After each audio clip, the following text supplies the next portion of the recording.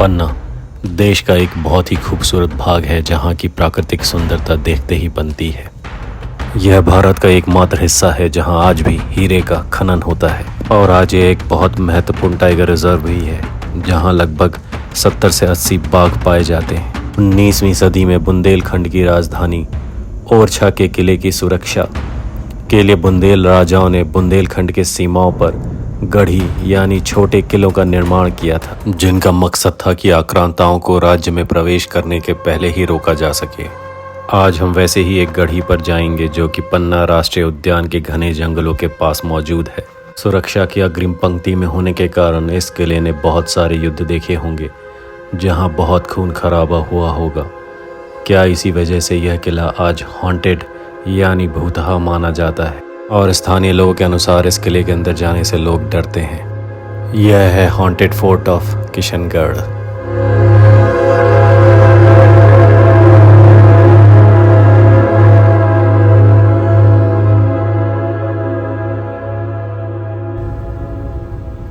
अगर आप हमें फॉलो कर रहे होंगे तो आपने हमारा ओरछा का एपिसोड देखा होगा। ओरछा अपने आप में एक अलौकिक जगह है, पर अगर आप मध्य प्रदेश के इस पश्चिमी हिस्से से होते हुए वहां पहुंचे तो प्रकृति हर मोड़ पर आपका स्वागत करेगी। ऐतिहासिक बुंदेलखंड के दक्षिण और आज के समय के मध्य प्रदेश के पश्चिम मुहाने पर मौजूद है पन्ना।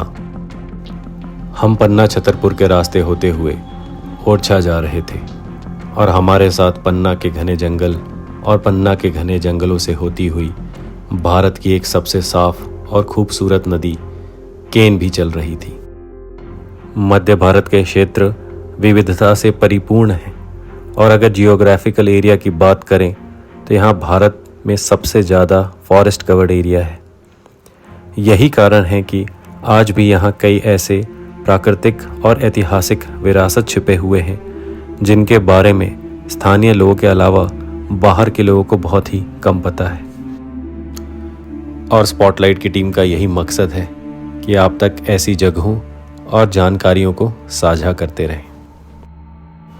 हम अभी पन्ना के रिजर्व फॉरेस्ट एरिया के बफर जोन में ही चल रहे थे और जैसा कि मैंने आपको कहा कि हमें हर जगह केन नदी मिल जाती थी। केन नदी के इस पुल को क्रॉस करने के बाद थोड़ी ही देर में हम छतरपुर जिले में प्रवेश कर गए। जैसे ही हम आगे बढ़ रहे थे हमारी नज़र जंगल के छोर से सटे हुए एक कस्बे में बने हुए इस किले पर पड़ी।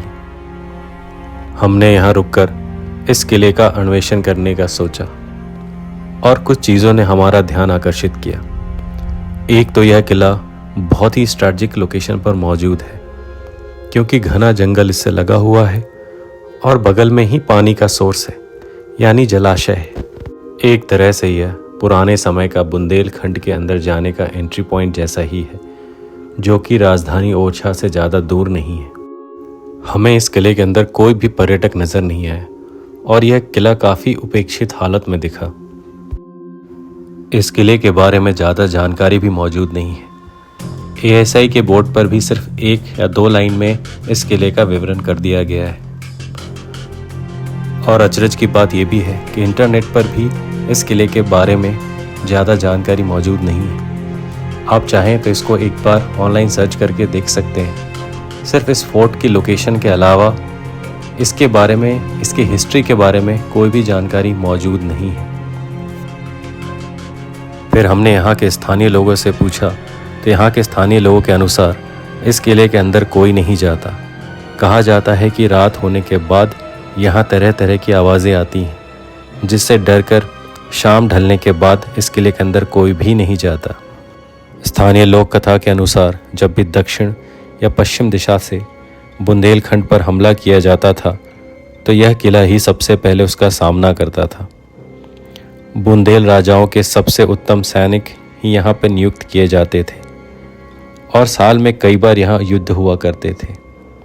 क्योंकि यहाँ हर वक्त युद्ध चलता रहता था इसलिए यह एक एक्टिव वॉर जोन जैसा ही था, जिसकी वजह से यहाँ पर बहुत सारे सैनिकों की मृत्यु हुई है। इतनी संख्या में लोगों की मृत्यु युद्ध के कारण होने से यहाँ बहुत खून बहा और इसी कारण से यह जगह हॉन्टेड या भूतहा हो गया। इस किले का निर्माण 19वीं शताब्दी में हुआ और 19वीं शताब्दी के उत्तरार्ध में जब अंग्रेज़ों के अधीन यह किला आया तो अंग्रेज़ों ने यहाँ अपनी एक छावनी बनाई। परंतु हर रात यहाँ पर कुछ न कुछ ऐसा घटित होता था जिसकी वजह से अंग्रेज़ी सेना काफ़ी डर गई। जब बिना किसी युद्ध के ही हर रोज़ अंग्रेज़ी सेना के सैनिकों की यहाँ मृत्यु होने लगी तो अंग्रेज़ों ने इस किले को छोड़ दिया और तब से यह किला वीरान पड़ा है।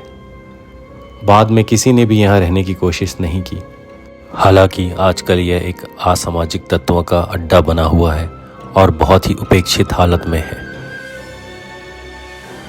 इस स्थान से लौटने के पश्चात हमारे मन में इसके अनसुलझे इतिहास के बारे में जानकारी न होने की कमी खलती रही और हमने ऑनलाइन और ऑफलाइन बहुत सर्च किया।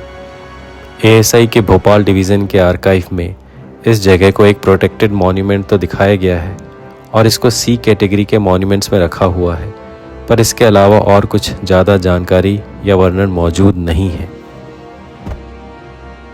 इस किले का रिस्टोरेशन होना बहुत ज़रूरी है ताकि हमारा इतिहास सुरक्षित रहे और अगर टूरिज़्म बढ़े और इसके हिस्ट्री के बारे में और जानकारी मिले तो शायद इस किले की स्थिति बदल सकती है। फ़िलहाल यह बहुत अपेक्षित स्थिति में है। हाँ, यह ज़रूर है कि इस किले के हॉन्टेड होने की कहानियाँ चारों तरफ जानी जाती हैं। हमारा मानना है कि हर ऐतिहासिक इमारत के पीछे एक लंबी कहानी होती है जिस कहानी के बिना इसकी विरासत अधूरी है।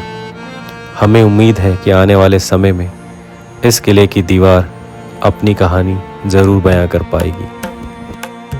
इसके साथ ही आज हम आपसे विदा लेते हैं इस वादे के साथ कि अगले हफ्ते फिर मुलाकात होगी। तब तक के लिए नमस्कार।